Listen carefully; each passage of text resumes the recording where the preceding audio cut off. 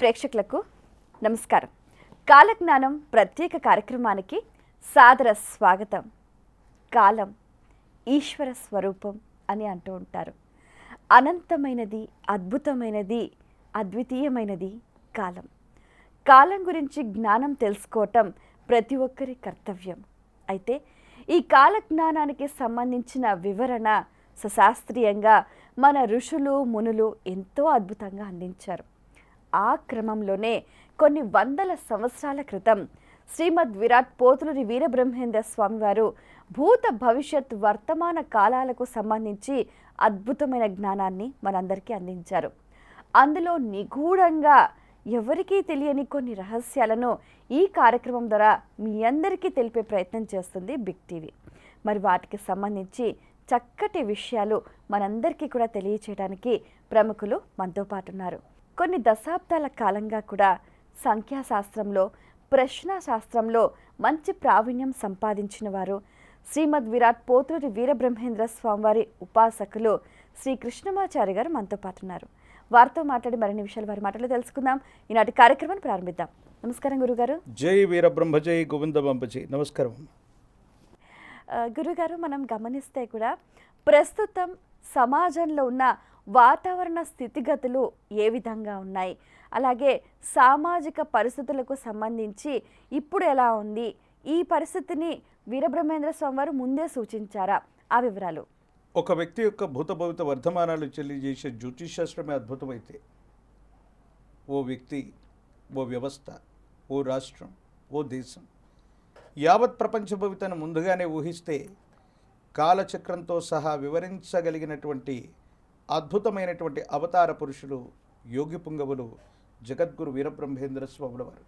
అందుకే కాబోలు ప్రపంచంలో ఏ వింత జరిగినా, విచిత్రం సంభవించిన, ప్రకృతి విలయ తాండవం చేసిన గురుదేవుల యొక్క కాలజ్ఞానాన్ని గుర్తు చేసుకుంటూ ఉంటాం.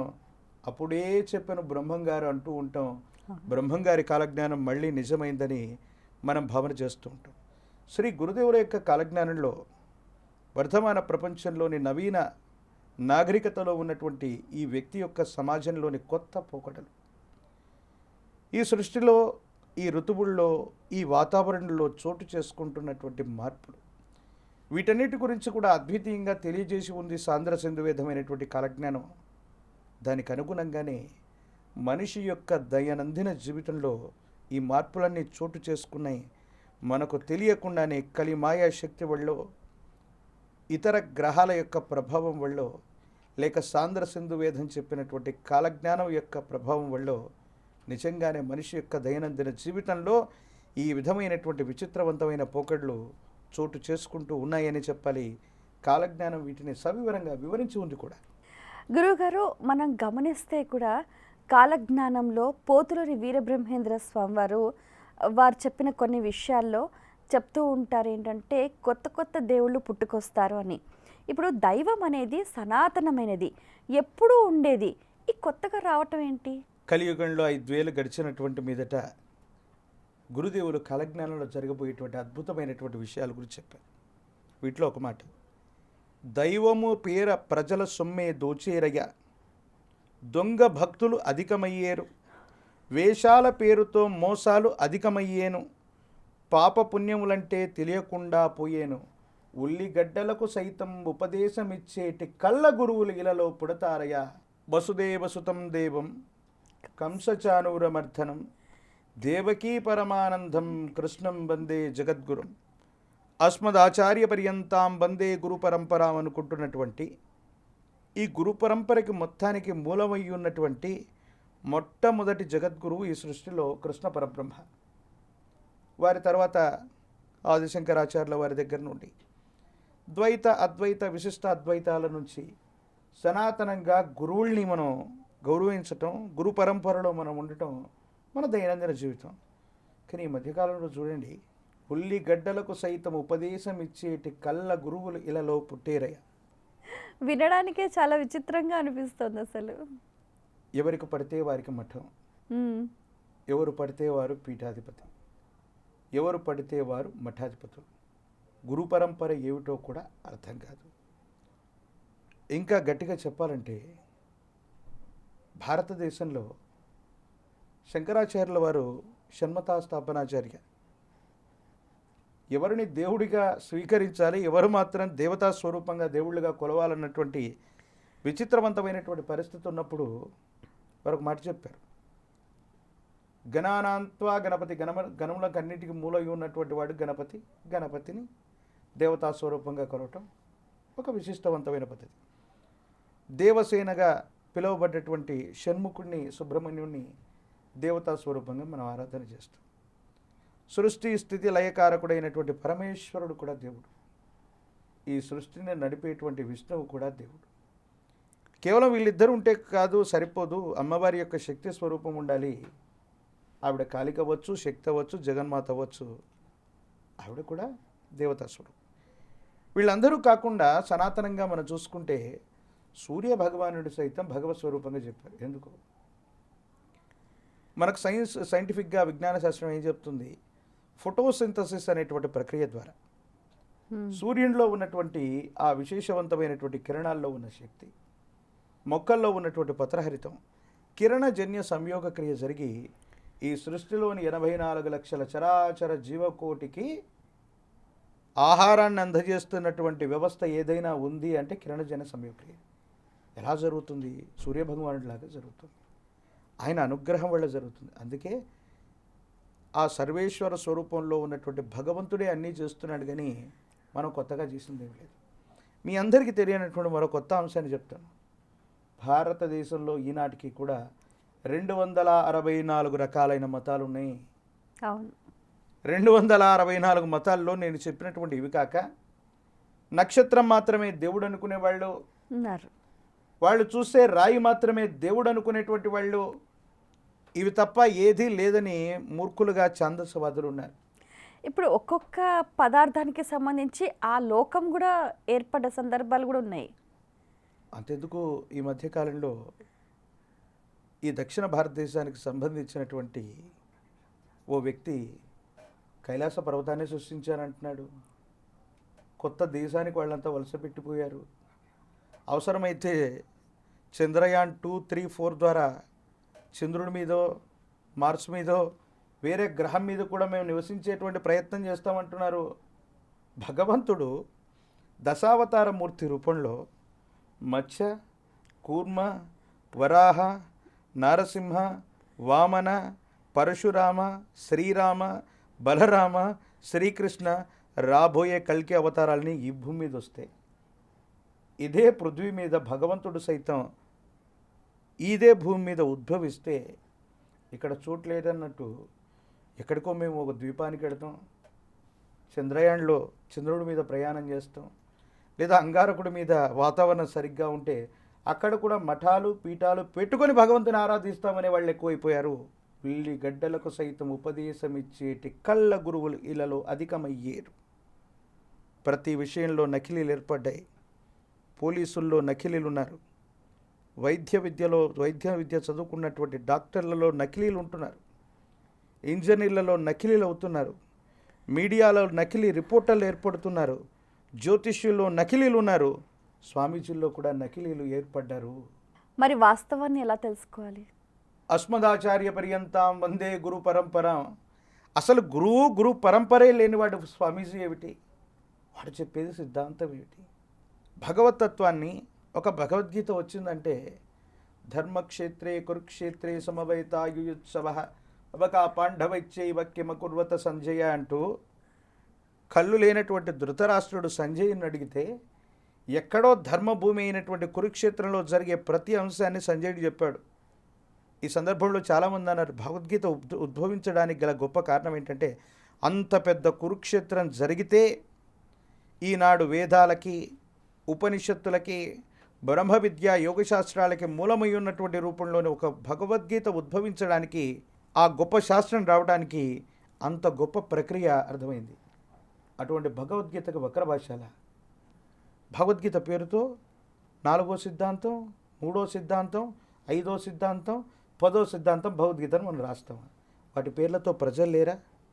వీటిని చదువుకోవట్లేదా? ఇంకో ముఖ్యమైన అంశం, శ్రీరాఘవం దశరథాత్మజం అప్రమేయం సీతాపతిం రఘుకులాన్వయ రత్నదీపం ఆజానుబాహం అరవిందదలాయతాక్షం రామం నిశాచర వినాశకరం. నిశాచరాలు ఏవి? రాక్షస స్వరూపాలు, ఇలాంటివన్నీ కూడా. ఆజానుబాహుడైనటువంటి శ్రీరామచంద్ర ప్రభు 21 అడుగులు ఉండేవాడట. పురాణాల ఇతిహాసాలు ఆయన గురించి వర్ణించే ఈ విధంగా. అటువంటి శ్రీరామచంద్ర ప్రభుని దశకంఠుడైనటువంటి రావణుని చంపేశాడంటే రాముడు అధర్మపరుడని చెప్పే రామాయణాలను చదువుతున్నటువంటి దుస్థితిలో మనం ఉన్నాం. రామసేతు నిర్మాణం, నాసా లాంటి ఖగోళ అంతరిక్ష పరీక్షలు చేస్తున్నటువంటి వాళ్ళకి రామసేతు నిర్మాణం కనపడుతూ ఉంటే వాడు ప్రపంచానికి ఇదిగో ఇక్కడ రామసేతు నిర్మాణం ఉంది అంటే అదే తమిళనాడుకు సంబంధించినటువంటి వ్యక్తులు, తమిళనాడుకు సంబంధించిన కొన్ని మత ప్రచారకులు ఇది రామసేతు కాదంటున్నారు. ద్వారకా నగరం సముద్ర అంతర్గర్భంలో ఉంది. ఈ 21వ శతాబ్దంలో ఈ దేశానికి సంబంధించిన ప్రధానమంత్రి వర్యులు అక్కడికి వెళ్ళి ఆ ద్వారకా నగరాన్ని సందర్శించి ఇదిగో ద్వారక ఉంది, కృష్ణుడు పరిపాలన చేశాడు, ఇదే పృథ్వీ మీద అటువంటి మహోన్నతమైన పురుషుడు జన్మించాడంటే నమ్మలేని దుస్థితిలో మనం ఉన్నాం. ఎన్నో వందల వేల సంవత్సరాల క్రితం అయోధ్య రామజన్మభూమిలో ఇదిగో ఇక్కడే రాముడు ఉద్భవించాడు, ఇక్కడే రామచంద్ర ప్రభుల వారి యొక్క జన్మదినం జరిగింది, లేకపోతే జన్మస్థానం ఇదే అంటే మసీదులు 300 సంవత్సరాల క్రితం, 500 సంవత్సరాల క్రితం ఎవడో కడితే ఈ భూభాగం మాదనేటువంటి ఛాందసవాదులు ఉన్నటువంటి పరిస్థితిలో ఉన్నాం. ఎన్ని కలిమాయ శక్తులు, గురు పరంపర లేని వాళ్ళని, అసలు ఏమీ తెలియనటువంటి వాళ్ళని గురువులుగా స్వీకరిస్తున్నటువంటి అమాయకులైనటువంటి ప్రజలది. సనాతనమైనటువంటిది, నిత్య నూతనమైనటువంటిది, భూత భవిత వర్ధమానాల్లో ఎన్నటికీ చెడని పదార్థమే భగవతత్వం. దీన్ని అర్థం చేసుకోలేక పరమతాలకు సంబంధించినటువంటి స్థితిగతుల్లో సనాతన ధర్మం ఏం చేస్తుంది? ఈరోజు ఉగాది పండుగ వచ్చింది, షడ్రుష సంపేతమైనటువంటి ఉగాది పచ్చడి తీసుకొని ఉపవసించో భగవద్ధ్యానం చేసుకోమని చెప్తుంది. కానీ కొన్ని మతాలు, కొన్ని ఛాందసవాద శక్తులు హిందుత్వంలో కూడా వచ్చి మతాన్ని కల్తీ చేస్తూ ఏం చేస్తున్నాయి తెలుసా? ఇదిగో ఇక్కడ అమ్మవారు వెలిసింది, లేకపోతే ఈ దేవతా స్వరూపం వెలిచింది, ఈ అమ్మకు పొట్టేలను దున్నను బలివ్వండి, మద్యపానాన్ని తీసుకోండి, ధూమపానం చెయ్యండి, మాంసాహారాన్ని భక్షించండి. ఇదా సనాతనమైన ధర్మం? నాకు ఒక డౌట్ గురువుగారు, ఇప్పుడు తినకూడని పదార్థాలు, సేవించని పదార్థాలు భగవంతుడే మనకు ఎందుకు సృష్టించారు? ఇప్పుడు మనం చూస్తే కాలభైరవుడికి కూడా మద్యపానం సమర్పిస్తూ ఉంటారు, అలాగే అమావాస్య పూట కూడా మద్య హారతి కూడా ఇస్తూ ఉంటారు ఉగ్రదేవతలకు కూడా. అంటే అలా ఎందుకు అంత తామసిక లక్షణాలు పెంపొందించే ఆచారాలు ఎందుకంటారు? భగవతత్వం ఎప్పుడు కూడా భక్తుడు ఫలమైన, పత్రమైన, తోయమైన, పుష్పమైన, తుదకు ఉదకం జలమిచ్చిన భగవంతుడు ఏదైనా స్వీకరిస్తానని చెప్పాడు. ఒకానొక సందర్భంలో మీరు చెప్పినట్టుగానే ఒక గొప్ప భక్తుడు వేటాడుతూ వెళ్ళాడు. భగవంతుని పూజించేటువంటి తనకి భగవంతుడికి ఏదైనా నివేదన చేద్దామనిపించింది. తాను 100% మాంసాహారి, ఒక బోయవాడు అనుకున్నాం, ఒక వేటగాడు అనుకున్నాం. ఆయన భగవత్ స్వరూపమైనటువంటి పరమేశ్వరుడి దగ్గరికి వెళ్ళి తాను వేటాడినటువంటి మాంసాన్ని, అంటే తనకి కూడా తెలీదు, ఏదో పెట్టాలి అన్న ఆతృత, అందులో భగవంతుడి యొక్క భక్తి తత్వమే ఉంది తప్ప వేరొక అన్యమైనటువంటి విషయం ఏమి లేదు. అక్కడ భగవంతుడికి అర్పించాడు. అప్పుడు ఆ శివుడి కంటిలో నుండి నీరు వచ్చింది. అయ్యో శివా, నీ కంటికి నీరు వచ్చిందా అని చూస్తే కన్ను లేదు. ఓహో, నీకు కన్ను లేదు కాబట్టి బాధపడుతున్నావని నాకు కన్ను ఇస్తానన్నాడు. నాకు కన్ను ఇస్తానన్నాడు. ఒక కన్ను తీసి పెట్టాడు. ఇంకో కంటి నుండి మళ్ళీ నీరు రావటం మొదలుపెట్టింది. ఇంకో కన్ను కూడా లేదా నీకు, నాకు కన్ను ఇస్తానని చెప్పాడు. అటువంటి విశేషవంతమైనటువంటి భక్తుడు ఎప్పుడో మాంసం పెట్టాడు, కళ్ళిచ్చాడు, త్యాగం చేశాడు, మరొకటి చేశాడు అన్నటువంటి దృష్టాంతాలను పట్టుకొని 84 లక్షల చరాచర జీవకోటిలో ప్రతి జీవి కూడా తనకు పిల్లలే అనుకునేటువంటి భగవతత్వాలు ఎప్పుడూ కూడా ఈ తామసికమైనటువంటి పనులని ప్రోత్సహించవు. కామాఖ్యకు వెళ్ళి పంచబలిని చేయమని, భైరవుడికి మద్యాన్ని పోయమని చెప్పలేదు. మరి ఆ ఆచారం ఎందుకు వచ్చిందంటే, జీవితంలో మనం కొన్ని పనులు మనం చేస్తుంటాం. బయటికి వెళ్ళేటప్పుడు చెప్పులు ధరిస్తాం. ఎందుకు? పాదరక్షణ, పాదాలకి రక్షణగా ధరిస్తాం. నిద్రపోయేటప్పుడు ధరిస్తున్నామా? భోజనం చేసేటప్పుడు ధరిస్తున్నామా? ధరించే ప్రబుద్ధులు కొంతమంది ఉంటారు, వాళ్ళ గురించి మనం మాట్లాడుకోం. కొన్ని రకాలైనటువంటి అనుచితమైనటువంటి పనులని కూడా భగవంతుడే కాదు మనిషి కూడా చేస్తుంటాడు. ఫర్ ఎగ్జాంపుల్, మలాన్ని విసర్జించటం, మూత్రాన్ని విసర్జించటం, ఇవన్నీ బాలుడుగా ఉన్నటువంటి ప్రతి మనిషి చేస్తున్నటువంటి సందర్భంలో తల్లి ఉపచారాలు చేసి ఆ వ్యక్తిని సంస్కరింపజేస్తుంది. కానీ ఎల్లప్పుడూ అలాగే చేస్తాడా? భైరవుడో, కాలభైరవుడో, వీరభద్రుడో ఒక దక్షయజ్ఞం కోసమో బ్రహ్మ యొక్క విశేషవంతమైనటువంటి స్థితిని కోపించినటువంటి సందర్భంలోనూ వికృతమైనటువంటి చేష్టలు చేసి ఉండొచ్చు.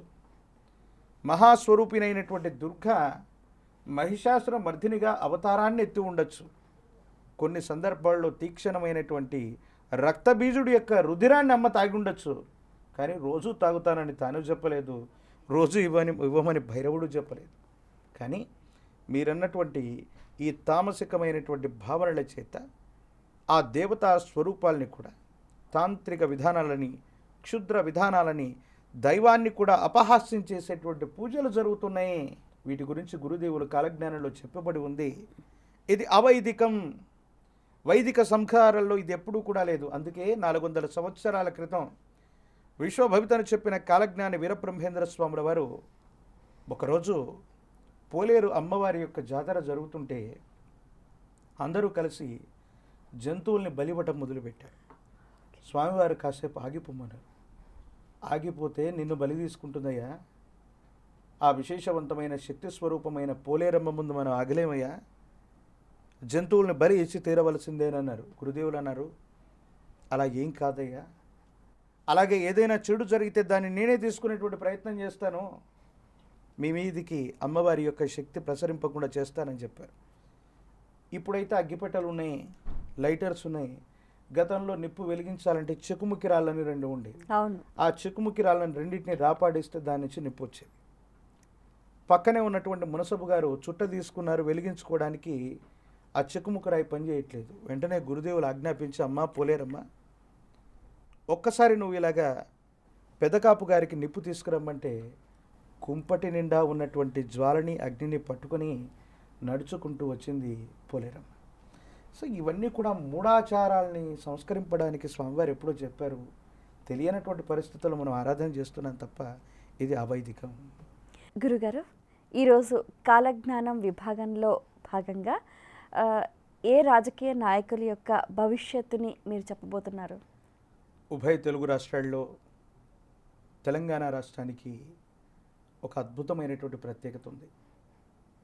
తెలుగు అయినప్పటికీ కూడా కొత్త మాండలికం, ఉర్దూతో కలిసి ఉన్నటువంటి కొన్ని రకాలైనటువంటి వాక్యాలని, పదాలని మార్చగలిగినటువంటి పరిస్థితి ఉన్నటువంటి కొత్త రాష్ట్రం తెలంగాణ రాష్ట్రానికి సంబంధించినటువంటి మన్యశ్రీ ముఖ్యమంత్రి వర్యులు శ్రీ రేవంత్ రెడ్డి గారి యొక్క జాతకంతో పాటు తెలంగాణకు సంబంధించినటువంటి సమీపమైన భవిష్యత్తులో జరగబోయే ఒక ముఖ్యమైనటువంటి అంశం, తెలంగాణ రాష్ట్ర రాజధాని మారనుందా?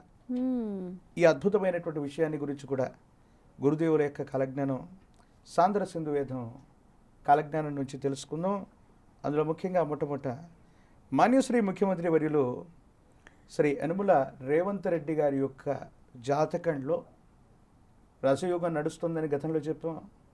వర్ధమాన ప్రపంచంలో వారు ముఖ్యమంత్రి వర్యులుగా ఉన్నారు. సమీపమైన భవిష్యత్తులో ఏం జరగబోతుందన్న విషయాన్ని చూద్దాం. శివాయ బ్రహ్మణే నమ, వీరబ్రహ్మేంద్ర స్వామినే నమో నమః. ప్రశ్నాశాస్త్రాన్ని అనుసరించి ఒక ముఖ్యమైనటువంటి నిబంధనను కూడా ముందుగానే నేను చెప్తున్నాను. మనం ప్రశ్న వేసినప్పుడు రాహు సంఖ్య అయినటువంటి 4, కేతు సంఖ్య అయినటువంటి 7 గనక వస్తే ఇవి కొన్ని ప్రత్యేకమైనటువంటి ఫలితాలను నిర్దేశిస్తాయి. కేతు సంఖ్య 7 వచ్చినా పర్వాలేదు, కానీ రాహు సంఖ్య 4 వస్తే కొన్ని ప్రతికూలవంతమైన ఇబ్బందులు ఉండబోతున్నాయని అర్థం. ఇక వేరే ఏ అంకె వచ్చినప్పటికీ కూడా వాటికి సంబంధించినటువంటి ప్రభావాన్ని నేను చెప్పే ప్రయత్నం చేస్తాను. కానీ ఎటువంటి పరిస్థితుల్లో రాహు సంఖ్య అయినటువంటి 4 కానీ కేతు సంఖ్య అయినటువంటి 7 కానీ రాకూడదు. 7 వచ్చినా కొన్ని విషయాలకు పర్వాలేదు, కానీ రాహు సంఖ్య అయినటువంటి 4 వస్తే మాత్రం కొన్ని విపత్కరమైన ఇబ్బందులు, ప్రతిబంధకాలు ఉంటాయని ప్రశ్నాశాస్త్రం చెబుతుంది. రేవంత్ రెడ్డి గారి యొక్క జాతకంలో మాన్యశ్రీ ముఖ్యమంత్రి వర్యులుగా తెలంగాణ రాష్ట్రానికి వారు ఉన్నారు. సమీపమైన భవిష్యత్తులో ఏం జరగబోతుందో మనం చూద్దాం. జై వీరబ్రహ్మ జై గోవిందమాంబ జై. ఓం హ్రీం క్లీం శ్రీం శివాయ బ్రహ్మణే నమ. వీరబ్రహ్మేంద్ర స్వామినే నమో నమ. వచ్చినటువంటి ఫలితం 5. ఇది బుధుడికి సంబంధించినటువంటి ఫలితం. బుధుడు అంటే అర్థం అమాత్యుడు, వారసుడు, కుమారుడు, భవిష్యత్తు, ఇలాంటి పర్యాయ పదాల్ని మనం వాడతాం. తెలంగాణ ప్రభుత్వం అస్థిరపడుతుందనో, వారి యొక్క జాతకంలో ఏవో ఇబ్బందులు ఉన్నాయనో ఎవరో చెబుతూ ఉన్నారో, ఈ 5 సంవత్సరాల కాలంలో రేవంత్ రెడ్డి గారి యొక్క ప్రభుత్వం సుస్థిరంగానే ఉండబోతుంది. వారి యొక్క జాతకంలో అద్భుతమైనటువంటి గ్రహగతులు ఉన్నాయి. సమీపమైనటువంటి భవిష్యత్తు బాగుంది. మంత్రి, అమాత్యుడు, ఉత్కృష్టవంతమైనటువంటి అమాత్య స్థానానికి వారు దగ్గరగానే ఉంటారు, లేదా అదే స్థానంలో వాళ్ళు కొనసాగే అవకాశం ఉంది.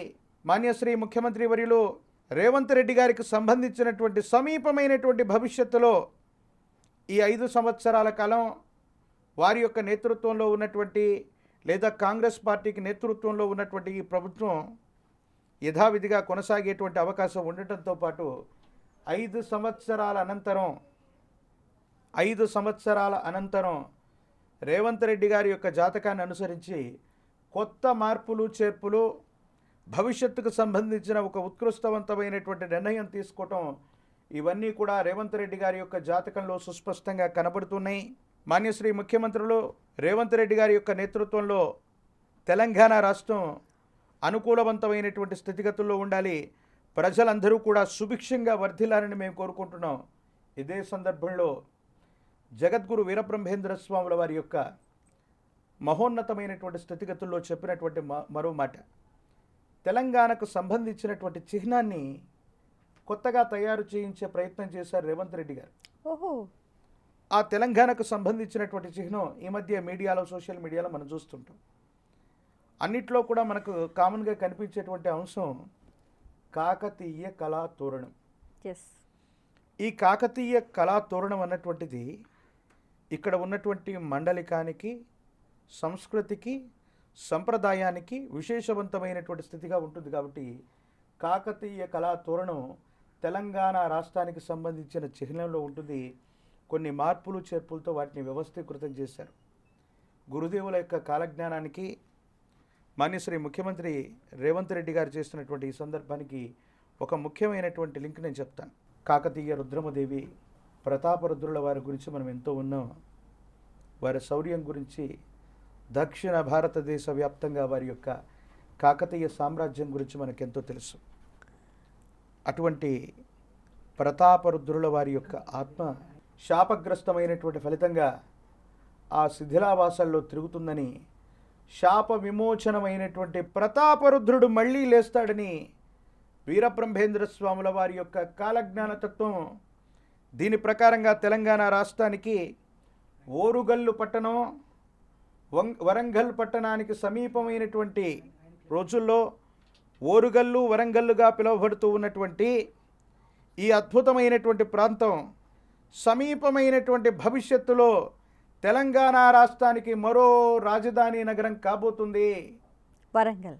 ఎస్, ఓరుగల్లు పట్టణం, వరంగల్గా పిలువబడినటువంటి కాకతీయ ప్రతాపరుద్రుడు వారి యొక్క వంశీయులు పరిపాలన చేసినటువంటి అద్భుతమైనటువంటి ఈ గొప్ప దేశంలో, వారి యొక్క సామ్రాజ్యంలో, వారి యొక్క రాజధాని నగరమైనటువంటి అది ఏ శిథిలావస్థమైనటువంటి పరిస్థితుల్లో ఇప్పుడు ఉన్నాయో ఆ ఓరుగల్లు పట్టణం అన్నటువంటిది సమీపమైన భవిష్యత్తులో తెలంగాణకి మరో రాజధాని నగరంగా రాబోతుంది. దేశకాలమైన పరిస్థితుల్లో ఏవైనా జరగచ్చు. హైదరాబాద్ యొక్క పరిస్థితిని అనుసరించి కొన్ని సమీపమైన భవిష్యత్తులో మార్పులు చేర్పులు ఉన్నాయి. కాబట్టి తెలంగాణ రాష్ట్రానికి అద్భుతమైనటువంటి పరిస్థితుల్లో కొత్త రాజధానిగా ఓరుగల్లు పట్టణం రాబోతుంది. మాన్యశ్రీ ముఖ్యమంత్రి వర్యులు రేవంత్ రెడ్డి గారి యొక్క నేతృత్వంలో 5 సంవత్సరాల పాటు సుస్థిరమైనటువంటి ప్రజా సంక్షేమ ప్రభుత్వం వెళ్ళి విరయాలని వారికి శుభాశీస్సులను కూడా తెలియజేస్తూ ఉన్నాను. తెలంగాణ ప్రజలందరూ కూడా సుభిక్షంగా ఉంటారు. రేవంత్ రెడ్డి గారి యొక్క భవిష్యత్తుకి ఎటువంటి ఢోకా లేదు. 5 సంవత్సరాల పర్యంతం వారు కొత్త నిర్ణయాన్ని తీసుకునేటువంటి అవకాశం ఉంది. వారి నేతృత్వంలో వారు తీసుకోబోయే నిర్ణయం వారి భవిష్యత్తుకు సంబంధించి మరిన్ని ఉత్కృష్టవంతమైన యోగాలను ఇచ్చేటువంటి పరిస్థితి కూడా కొనసాగనుంది. చాలా సంతోషం అండి. మీ అమూల్యమైన సమయాన్ని కేటాయించి ఎన్నో విషయాలు వివరంగా మా అందరికీ తెలియజేసినందుకు ధన్యవాదాలు. జై వీరబ్రహ్మ జై గోవిందమాంబ జై. ఓకే ఫ్రెండ్స్, ఇప్పటి వరకు కాల జ్ఞానానికి సంబంధించి ఎన్నో అపురూపమైన విషయాలను మీరంతా తెలుసుకున్నారు కదా. సో ఇది ఇవాళ కార్యక్రమం. మరో కార్యక్రమంలో మరిన్ని ఆసక్తి వివరాలతో కలుద్దాం. అంతవరకు సెలవు. నమస్కారం.